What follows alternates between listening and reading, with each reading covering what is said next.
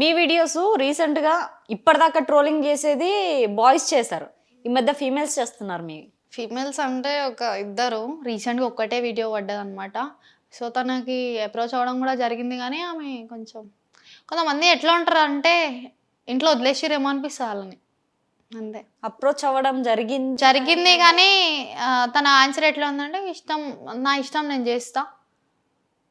చేయడం ఏంటంటే నాకు ఇప్పుడు ట్రోలర్స్ అంటే లైక్ కొంతమంది ఫేసులు చూపకుండా చేస్తారు చూసారా, అవును. వాళ్ళకి స్క్రీన్ ముందు చేయడం భయం కావచ్చు, మేబీ అట్లా చేయడం వాళ్ళది అనుకుందాం.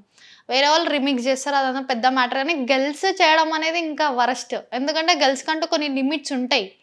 ఆ లిమిట్స్ని వాళ్ళు బ్రేక్ చేసి మరి వల్గారిటీ మాట్లాడాలి.